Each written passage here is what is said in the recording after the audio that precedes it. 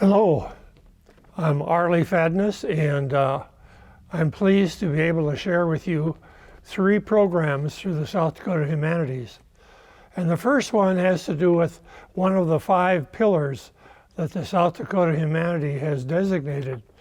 And the pillar that I'm going to use is strengthening our democracy. I must begin with the murder of a Catholic priest in Lead, South Dakota, followed by the recruitment at the Homestake Gold Mine for the Ku Klux Klanners. And also, my story is about Gutzon Borglum, the sculptor of Rushmore, who was also a member and a leader of the Ku Klux Klan in South Dakota. These stories and many more I'll be telling under the title, Strengthening Our Democracy by Remembering Our History, the True Facts and Stories of the Ku Klux Klan in South Dakota. In contrast to the tenets and the practices of the Ku Klux Klan, we celebrate our democracy by upholding equality, diversity, freedom, and the voting power of the people. My second program has to do with a young lad by the name of Arley Fadness. He was a 17-year-old Norwegian lad who lived in Medelia, Minnesota.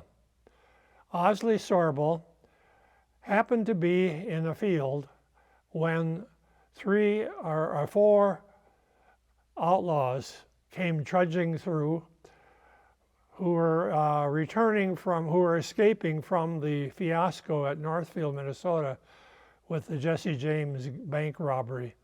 And he saw these 4 outlaws, and he jumped on his dad's old horse, workhorse, and he rode into Medelia. He alerted the authorities. The authorities came out. They had a shootout at Lake Hanska. The Charlie Pitts was shot.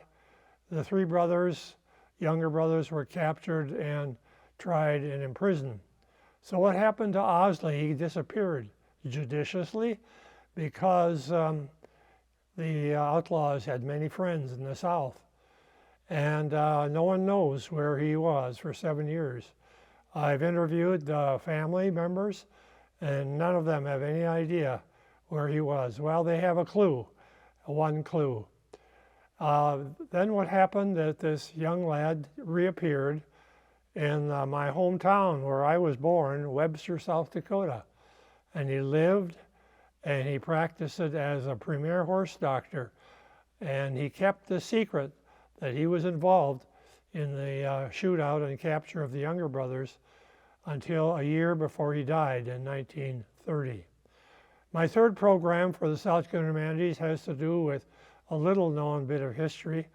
It's about when the Japanese bombed South Dakota with their incendiary balloon bombs. 9,000 were launched from the mainland of Japan in 1944 to 1945, and 9 of them landed on South Dakota soil. One family, actually a mother and 3 young people, no, there were 5 who were on a Sunday school picnic, and they were all killed by one of those bombs that fell from the balloons. And this happened in Oregon. And interestingly, the niece and nephews of this lady that was killed lives here in Sioux Falls. These are the 3 programs that I have, and I know that you'll enjoy them, and I'll enjoy putting them on. You may invite me, and I'll be pleased. Thank you.